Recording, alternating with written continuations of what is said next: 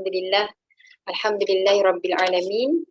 Assalamualaikum warahmatullahi taala wabarakatuh kepada semua muslimat yang hadir, perempuan yang saya hormati. Alhamdulillah, puji dan puja dipanjatkan kepada Allah Subhanahu Wa Taala, segala kesyukuran dipanjatkan kepada Allah Subhanahu Wa Taala di atas kesempatan masa, kesempatan ruang yang diberi oleh Allah, serta juga tenaga yang Allah bekalkan untuk kita sama-sama malam ni insya-Allah berkongsilah kurang daripada setengah jam ni insya-Allah. Okey, perkongsian apa yang akan saya bawakan adalah berkenaan sudah pastinya adalah Ramadan. Okey, insya-Allah lebih kepada bagaimana persediaan kita, bagaimana untuk kita dapatkan Ramadan tu betul-betul rasa zuk tu lah kan, insya-Allah kan. So perkongsian saya malam ni lebih kepada untuk refresh lah. Saya rasa semua dah bersedia kan, dah banyak mungkin dengar ceramah-ceramah Ramadan, dah banyak mungkin baca macam-macam macam-macam kaitan lah tentang Ramadan, kelebihan, hukum hakam dan sebagainya. So saya ni lebih kepada untuk apa pun kata revision macam tu. Revision. Okey, masuk kepada maksud Ramadan itu sendiri. Maksud Ramadan itu sendiri adalah untuk mencapai takwa. Okay, itu yang kita kena faham lah supaya kita tahu kenapa kita melalui Ramadan ni lah. Walaupun ia satu, orang kata apa, walaupun ia menjadi rutin pada setiap tahun, tapi orang kata bila kita buat refreshment, kita refresh balik, kita punya niat, kita refresh balik tujuan kenapa kita melalui Ramadan ni, ia akan lebih berkesan kepada diri kita dan ia akan lebih memberi kita semangat lah untuk melalui Ramadan ni dengan penuh takwa, macam tu insya-Allah. Okey. Jadinya Ramadan ni adalah untuk kita capai takwa. Itu kita ingat, kita capai takwa dan kita akan tahu apa hikmah sebenarnya pensyariatan puasa di bulan Ramadan ni. Okey, dalam surah kedua, ayat 183 surah Baqarah, Allah sebutkan ya ayyuhallazina amanu kutiba alaikumusiyam kama kutiba alal ladzina min qablikum la'allakum tattaqun. Okey, maksudnya kat situ adalah hai orang-orang yang beriman, ya ayyuhallazina amanu, wahai orang-orang yang beriman lah.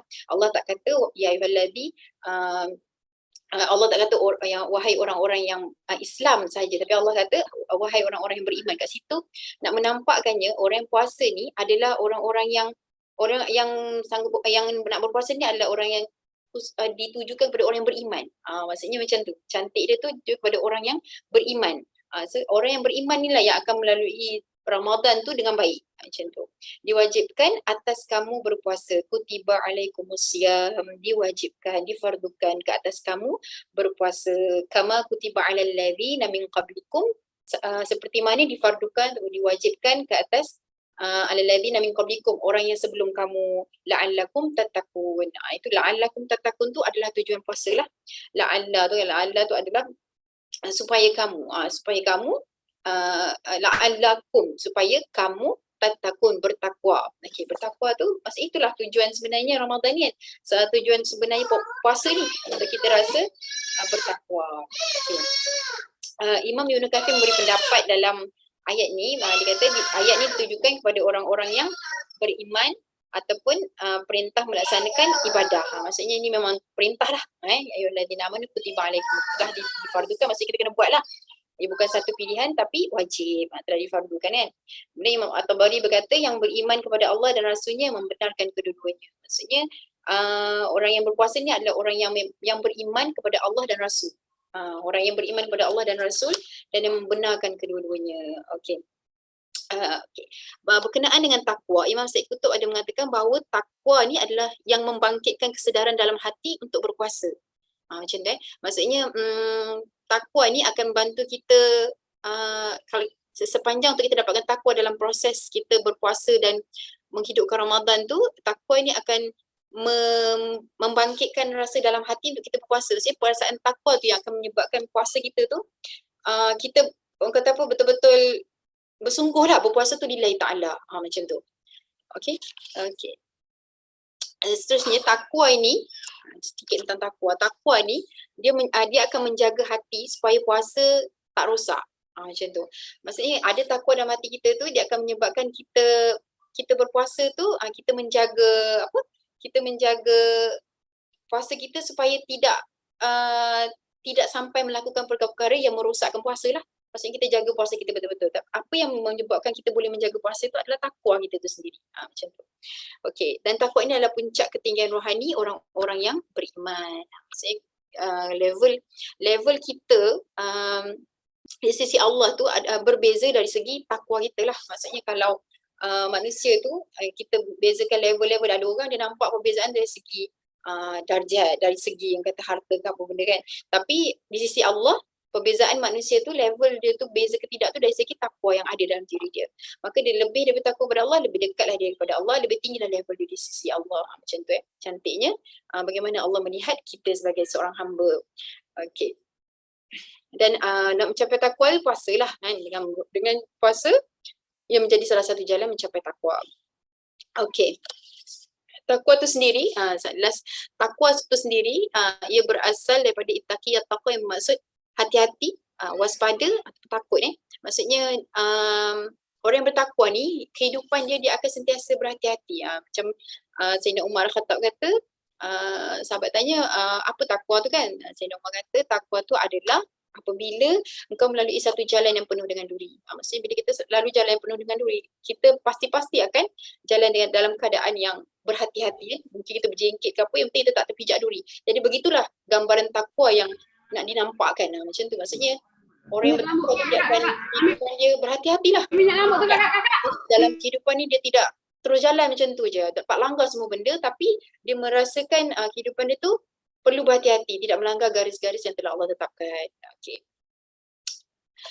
Okey, itu sikit berkenaan ayat dalam surah Al-Baqarah tersebut. Okey. InsyaAllah manifestasi takwa dan ibadah puasa ni yang pertama tadi meninggalkan apa yang diharapkan demi mengharapkan keridaan Allah. Maksudnya puasa ni sendiri akan menghasilkan takwa, dan di mana takwa ini akan menyebabkan kita meninggalkan apa yang diharamkan dan mendapatkan meninggalkan apa yang diharamkan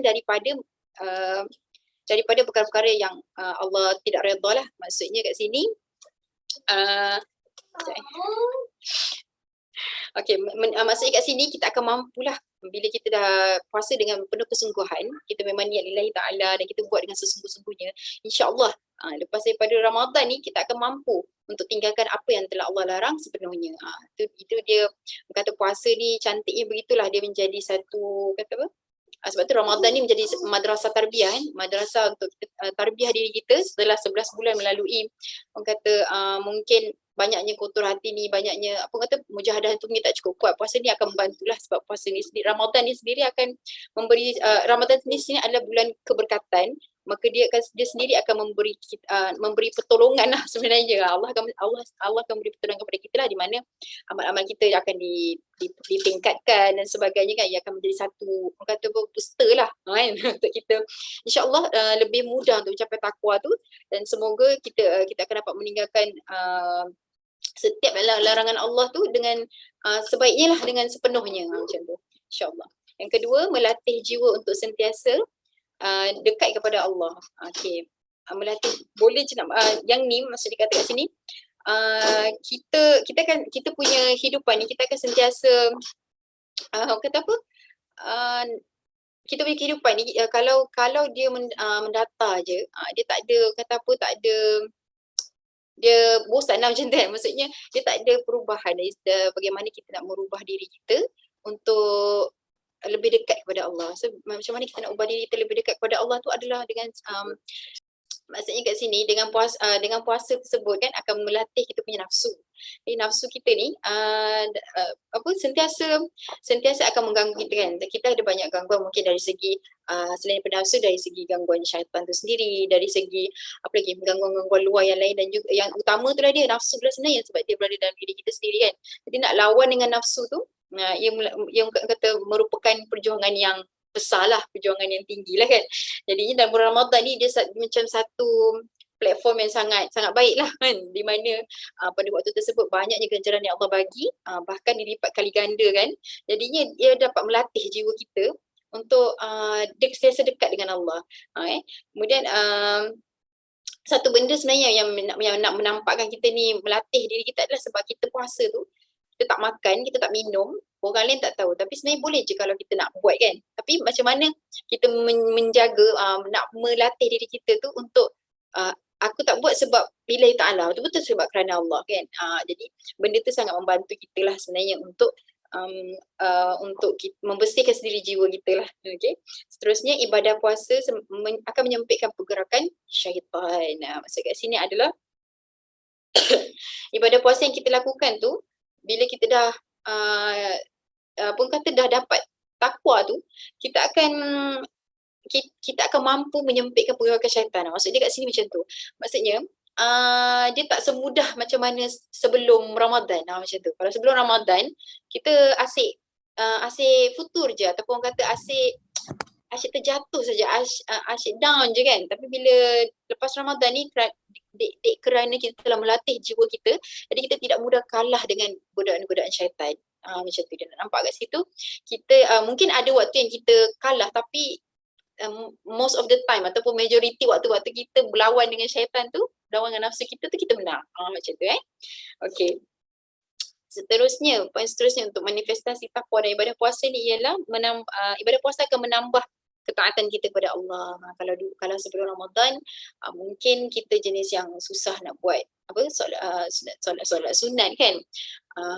Jadi memang ambil wajib je. Tapi bila dah habis Ramadan, kita boleh buat sunat awabin, dapat istiqamah pula tu, subhanallah. Itu satu perubahan yang kata satu kejayaan yang kita dapat daripada Ramadan tu lah sendiri. Maksudnya kita dah berjaya lah melalui Ramadan tu dengan baik, sehingga kita boleh meningkatkan amal ibadah kita. Mungkin kalau orang yang tak tingkat amal ibadah, mungkin dia berubah dari segi sifat dia, ikhlas dia ke mungkin lebih baik. Keikhlasan dia tu lebih baik dari segi ibadah dia kan. Macam-macam lagi lah yang dapat daripada latihan-latihan kita lah sepanjang berpuasa. Okey, seterusnya mendidik diri merasakan keadaan hidup mereka yang serba kekurangan. Ini maksudnya bila kita dah kata apa, ini kalau ada pandangan ulama kata mendidik diri merasakan keadaan hidup mereka serba kekurangan ni, maksudnya dia bukan yang utama, tapi antara poin lah. Ada ulama kata poin yang utama sebenarnya kita lah sendiri sebenarnya. Puasa ini adalah sebenarnya menguji kita sebagai seorang hamba, bagaimana kita meletakkan diri kita sebagai seorang hamba untuk beribadah kepada Allah. Tapi poin ni boleh diambil jugalah untuk orang kata apa, mendidik diri kita supaya tak membazir ke makan apa semua kan, supaya kita faham macam mana orang-orang yang betul-betul susah, yang tak ada, yang mungkin contoh macam kat Palestin yang ada waktu tak berbuka puasa. Ada waktu tak berbuka puasa sebab tak ada makanan. Sampai 2-3 hari tak berbuka puasa sebab tak ada makanan. Jadinya keadaan hidup yang serba kekurangan ni akan bila kita puasa kita rasa macam tu, macam mana orang yang tak. Tapi untungnya kita berbuka macam tu kan. Cuma bila kita berpuasa, dalam keadaan kita berpuasa, kita tahulah macam mana orang yang tak ada makanan. Macam tu lah, insyaAllah.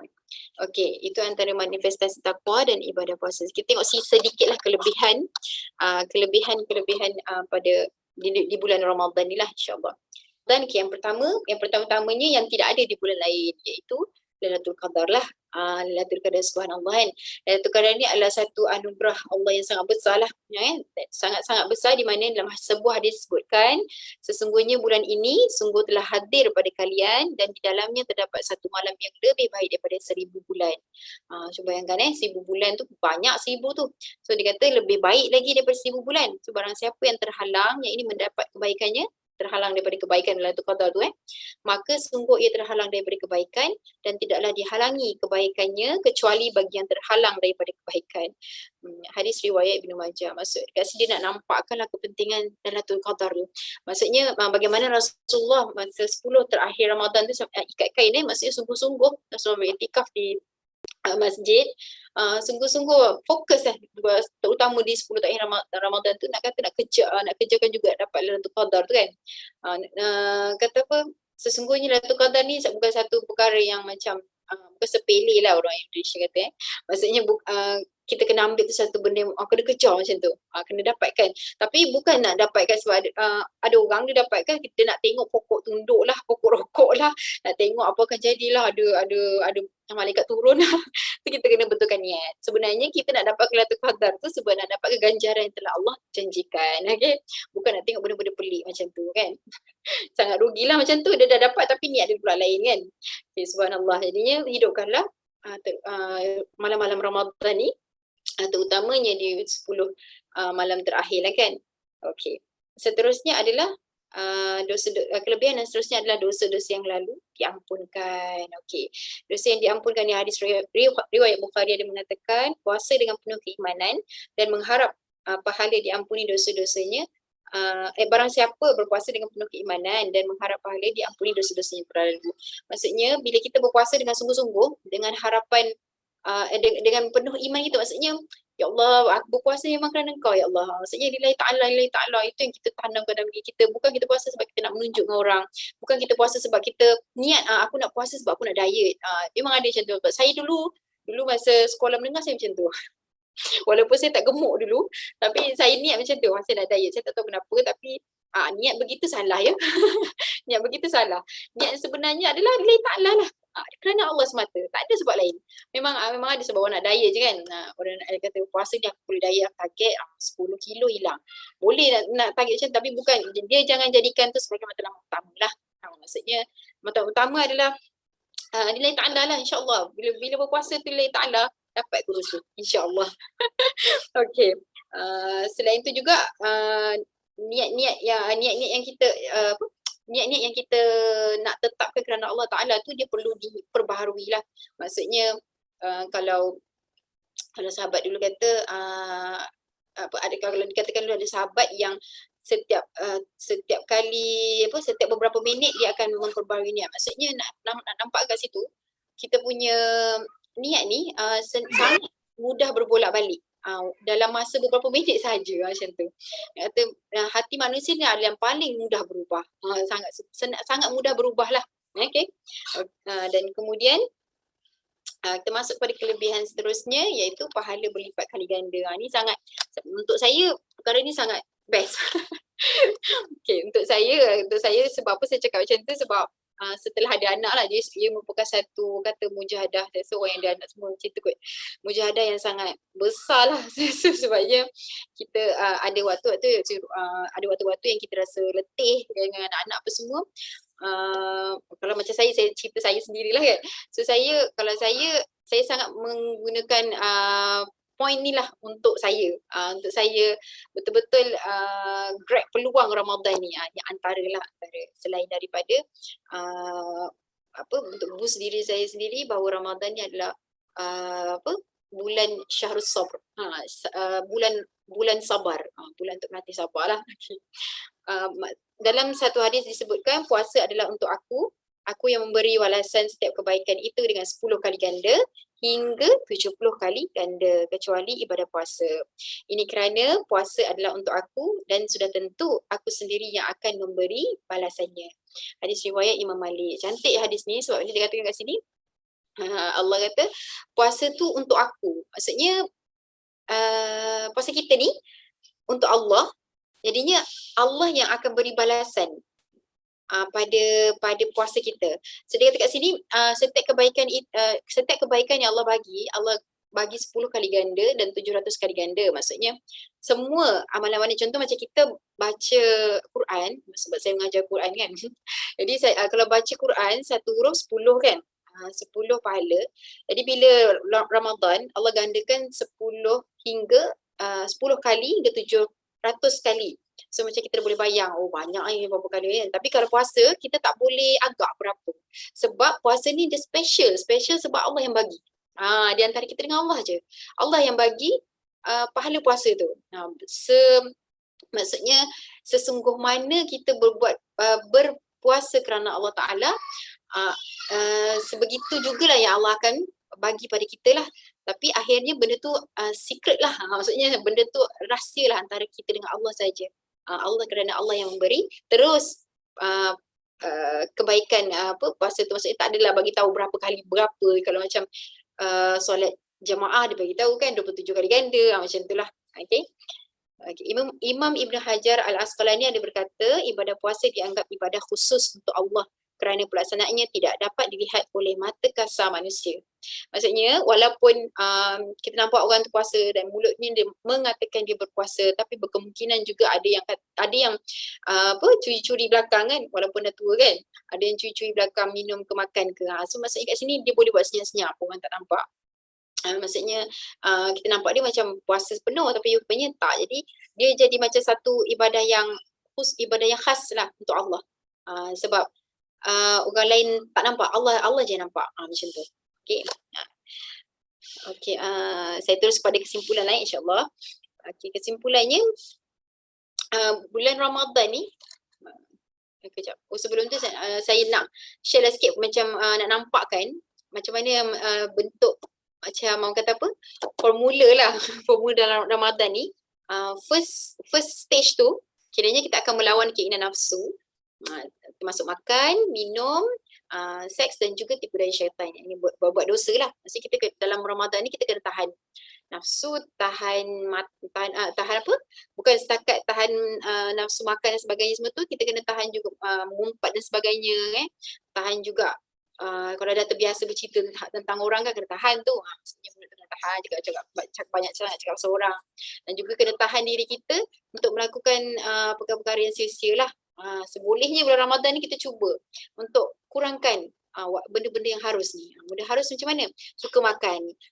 Contoh asyik-asyik jalan-jalan cari makan aja. Macam tu kan. Bila dia jadi satu macam hobi kekerapan, dia akan jadi satu benda yang dia benda yang harus. Jadi dia akan jadi satu benda yang kata harus, benda harus ni bila buat banyak kali dia akan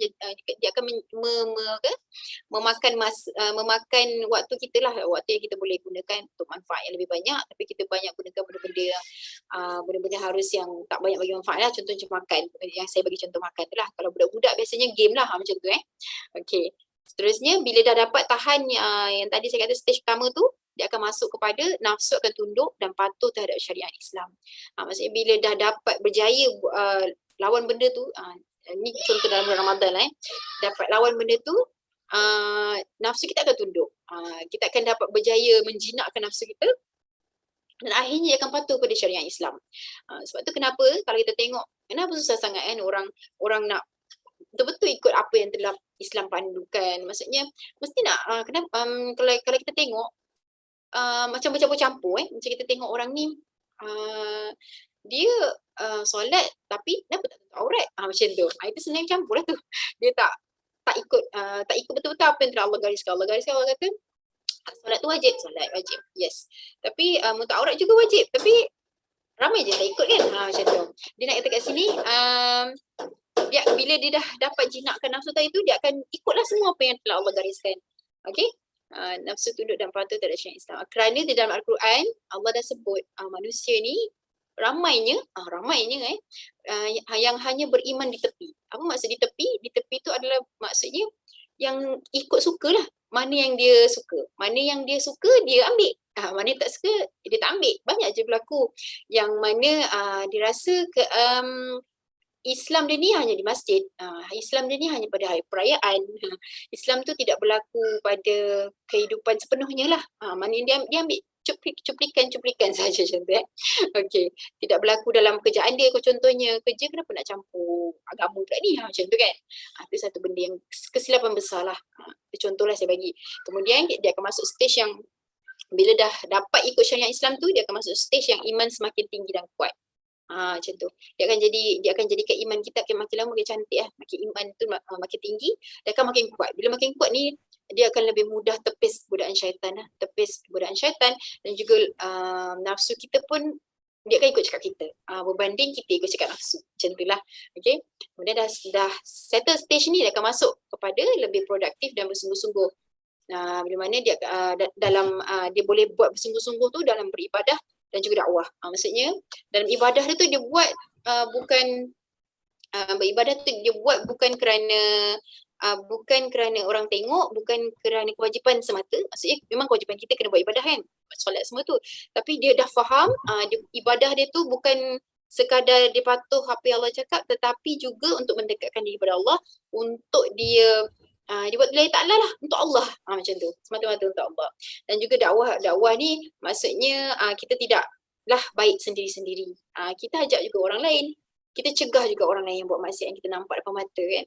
Dan dalam satu hadis sebutkan kalau kita tak mampu buat yang ekstrim-ekstrim, maksudnya kita tak mampu nak tegur ke apa semua, kita mencegah dengan hati. Tapi jangan lama-lama lah duk mencegah dengan hati tu kan. Kalau dapat kita cakap secara berhikmah, kita dapat bertindak, tu lebih baik lah macam tu Okay, ni adalah empat stage lah yang saya nak nampakkan lah, maksudnya macam tu proses dia, macam tu Semoga Ramadan ni kita dapat lah melalui proses tu dengan baik, insyaAllah.